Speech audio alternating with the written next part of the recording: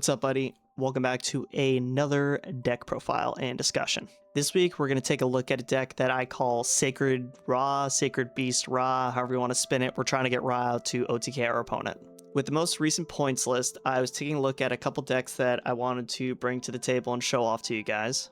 And during that, I noticed that pretty much everything I was looking at involved a turn skip, which is very similar to the video I showed last week with Shadal, which is also trying to lock you out of playing the game. Here's another example, and Tellar Knight is yet another example of decks that just prevent your opponent from playing the game entirely. And if you want a different deck that you can use to combat these turn skips, you're going to have to use a shifter deck, and that's also not very interesting either. So for those two reasons, we are going with something a little more fun, something a little more new, and I hope you guys enjoy this. Now, how did this deck come to be? I actually first started out building a deck for this week using not Ra, but Slifer, which is, I guess, another floodgate. I wouldn't call it a turn skip, but let's take a read. For some reason, if you don't know what the Almighty Slifer the Sky Dragon does, it essentially reduces the attack of any summoned monster by 2,000, and if the result of that reduction is to 0, it will destroy that monster. It also has the attack boosting effect by giving you 1,000 attack for each card in your hand. As you can see on the right here, there aren't a ton of Slifer support cards, and if we turn our head to Divine Beast support, it's not even a whole page when you combine the two together. I tried a couple different brews between an Eldritch Draw trap deck with the Revived Sky God, and I also tried a Face Knight, Primite, Horus deck, which essentially uses the Horus monsters to put bodies on the field, the Face Knight cards, and the Primite cards together. The Face Knight cards are your Queen, Jack, and King's Knight. With the Face Knight cards, there are some interesting boss monsters between the Arcana Knight Joker, which is just infinite spell trap or monster negates by discarding the same card type, and the Triumph Joker, which came out a couple years ago, which just wipes the board based on the type of card you discarded. So similar, but instead of negating, you're popping this time. The problem with this deck is that all these cards are terrible. So what I did was I turned my attention to the new Sacred Beast support, a lot of level 10s in combination with some interesting draw spells. The problem was I couldn't quite fit Slifer in there, but I could fit Ra. So essentially what this deck at the end of the day is trying to do is it's trying to OTK your opponent going second. This video is going to be a little bit different than the last one.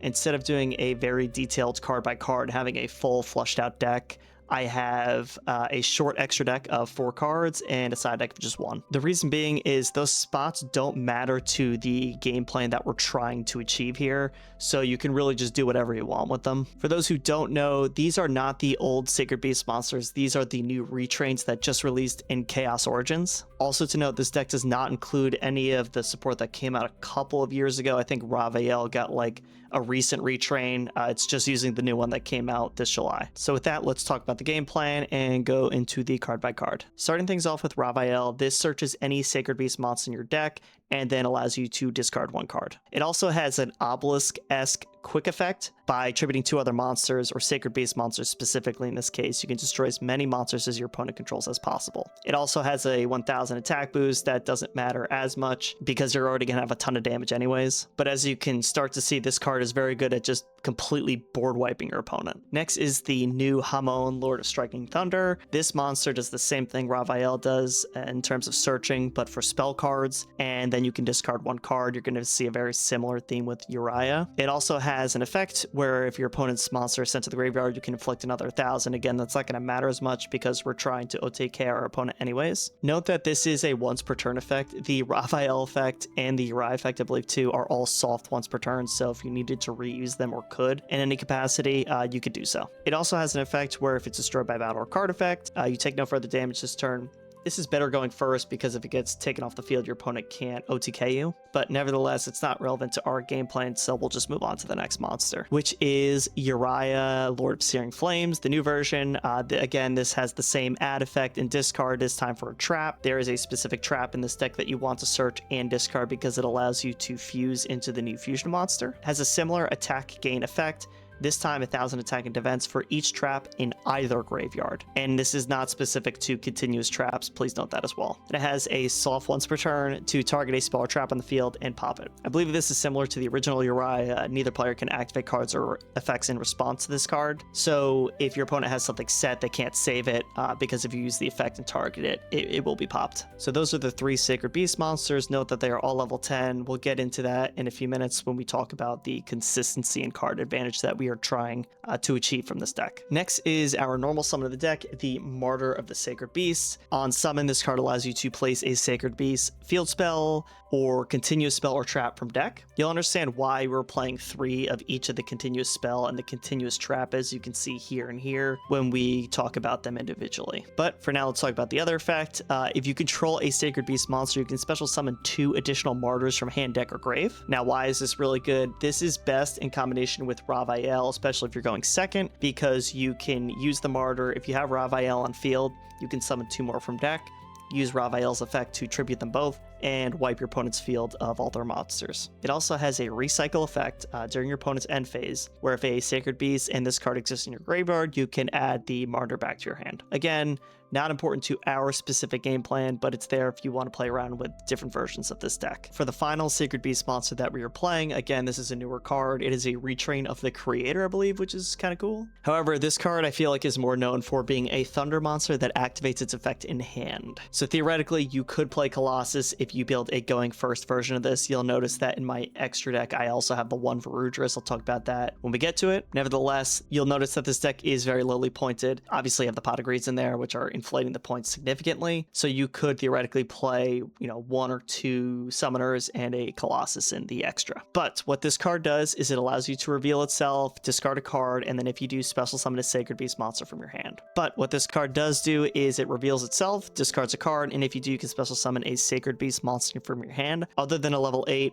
So it's specific to itself. You cannot summon itself. I'm assuming this is to get around the whole Colossus thing, but there's like a million ways to get this card out, so it doesn't matter. And then while it's on the field, it has the same effect where you can discard a card and special summon another Sacred Beast from hand or grave. And then finally, it has a banish from graveyard effect. You can special summon a Sacred Beast from grave in defense position. Essentially, what it's trying to do is get all 3 Sacred Beasts on your field. I haven't felt the need to play multiple. I think just 1 is fine. Most of the time, I'm using the reveal in hand and the graveyard banish effect, then it's on field effect. Nevertheless, this card pumps level 10s out like crazy and is really strong, especially in combination with Varudris, which I just mentioned. So now for the almighty Winged Dragon of Ra. This is the fun part of the deck. When it's normal summon, you can pay life points until you have 100, and this card gains attack and defense equal to the amount paid. A lot of people are familiar with this. It also has the pay 1,000, then target a monster in the field and destroy that target. So after reading this card, clearly you cannot use both of these effects. You have to choose if you want to boost its attack significantly or pop a bunch of monsters. Now, I will say that typically this won't matter because we're going to use our Sacred Beast monsters to clear the board and Varudris to lock them out of activating additional effects anyways. Our goal is to create a clear path for Ra to strike once and end the game immediately. Now, how do we do that? With a couple of these spell cards that came out about 6 or 7 years ago. I will skip to this and I'll go back to the last monster at the deck. The Ancient Chant allows you on tribute to combine the original attack of all of the monsters that were used for its summon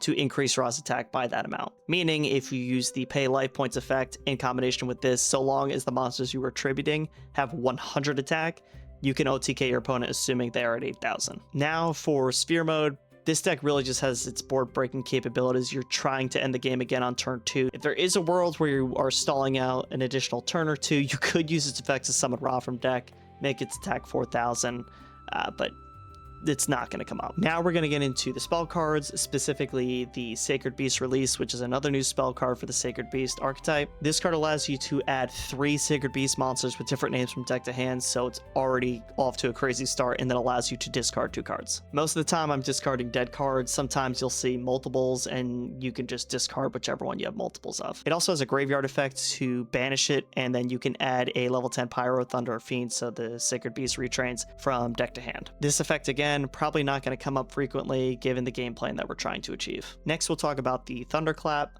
All this does is place itself in 2 other copies from deck, hand, or graveyard onto the field. And if you have a Sacred Beast in hand, it'll place the Fallen Paradise Retrain in the field zone as well. The field spell allows you to send 3 continuous spells or traps from field to grave to summon a Sacred Beast from deck. So now you might understand why we're playing the multiples of the spells and the multiples of the traps. The Martyr is what helps us get to these 3 if we don't have one in hand, or the traps as well. The trap has a very similar effect to place 2 other copies of itself from hand, deck, or graveyard. So now you might see the lines with the new Martyr. The Thunderclap also has a graveyard effect to recur itself.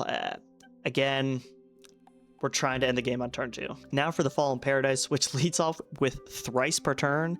You can send 3 other cards of the same type, monster, spell, or trap, from hand or the field to the graveyard to special summon 1 Sacred Beast from hand, deck, graveyard, or banishment. And it's unaffected by your opponent's activated spell trap effects, which is so good. In combination with Uriah and your Ravael, that makes them even stronger. So the only real interaction that your opponent has with this card on the field is monster interaction. I also, side note, looked up cards with thrice per turn on their card text, and there are obviously some problematic ones, some cool ones, but I feel like there are more problematic ones than you'd like to see. It also has a second effect that allows you to draw 2 if you have Sacred Beasts on field. This isn't going to help with consistency because there's a lot of setup that goes into putting this card on the field already. It's more so to just give you additional card advantage, which is what we're looking for, and seeing, you know, the specific Divine Beast that's in our deck as well. So with that, that wraps up the Sacred Beast spells. We're going to get into a couple of draw ones here. There's not a lot of explaining to do.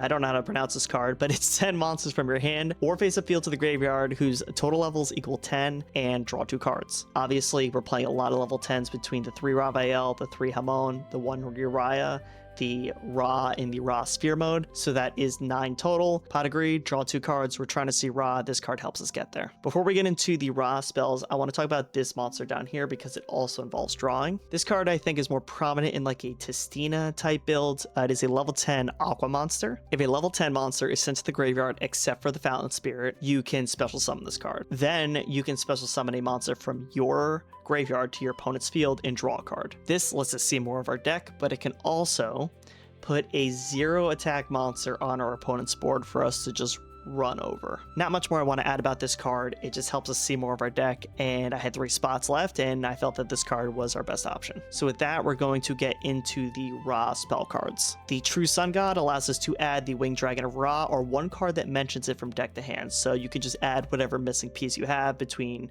your monsters or some of the spells that we'll talk about after this. The second effect, not even going to get into. It's not relevant to what we're trying to do. One funny note is that this card can actually search Sphere mode as well.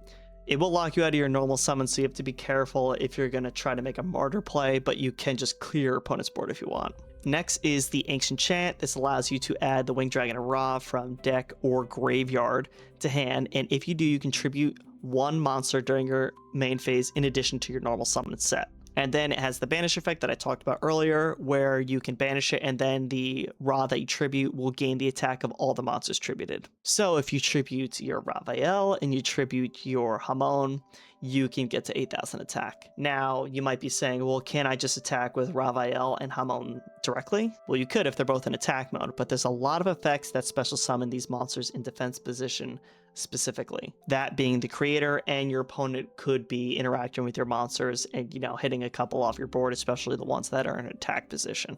So how do we protect Ra? How do we protect that final monster that we're trying to put on the board? The Blaze Cannon is very similar to Eagle Booster, if you're familiar with that card, where it makes the Ra unaffected, and if there's an attack declared involving this card, you can tribute other monsters, and that Ra would gain attack equal to the monsters tributed, so if you want to make him even bigger, you could. So theoretically, you could summon it with the Ancient Chant, give it so many attack points, then you can use its effect to pop monsters in your opponent's field, go to the battle phase, and then when you attack directly, you can tribute other monsters and just, you know, attack for gain. The last effect we're not even going to talk about because we're not trying to get to that point, but all 3 of these effects simultaneously will apply to your Ra. So now for the funny of the deck, we have the Soul Crossing, which states during the main phase, immediately after this effect resolves, you can tribute summon 1 Divine Beast monster using monsters your opponent controls instead. The catch is until the end of the next turn after this card resolves, you can only activate 1 card or effect per turn, not counting the effects of Divine Beast monsters. So if you use this to summon Ra, you can use Ra's effect, and then activate one additional card during that turn and the following turn. This card is not searchable off the True Sun God and some of the other cards we talked about before, but in combination with Ra,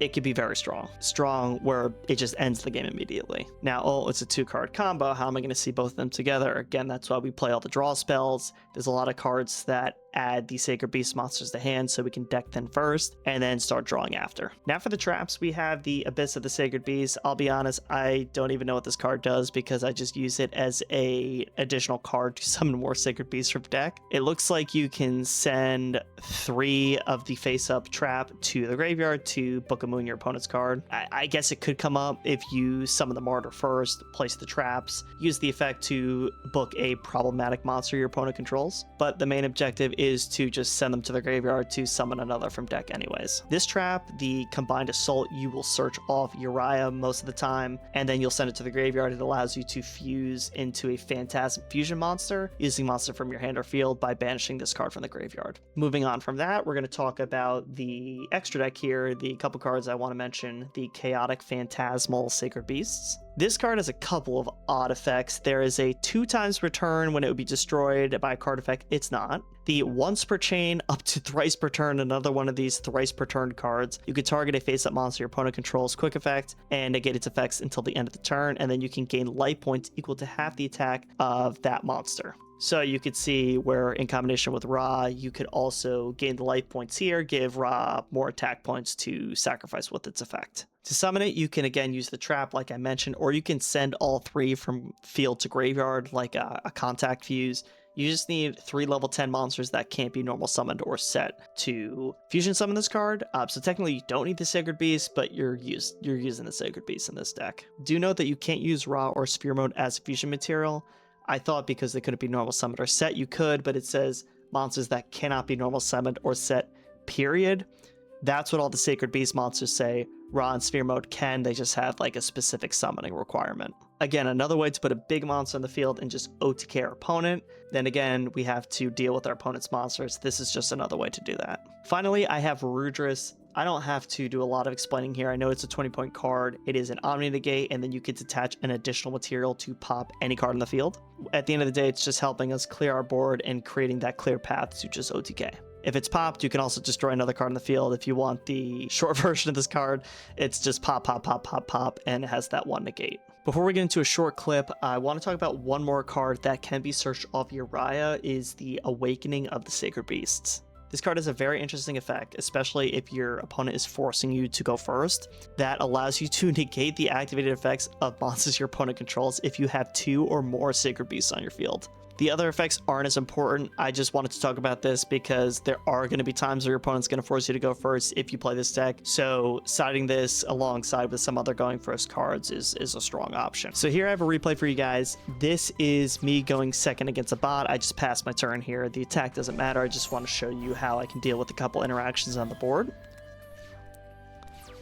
We're going to draw for turn. The Hamon's pretty good. We're going to start off with the Martyr, place 3 traps. That allows us to book a moon an opponent's monsters. So that's one interaction. Pot agreed to see a couple more cards. Hamon grabbed the Continuous spell. This allows us to place 2 more, activate the Fallen Paradise, summon Ravael from deck. Martyr summon 2 more from deck, tribute them both for Ravael to clear the board.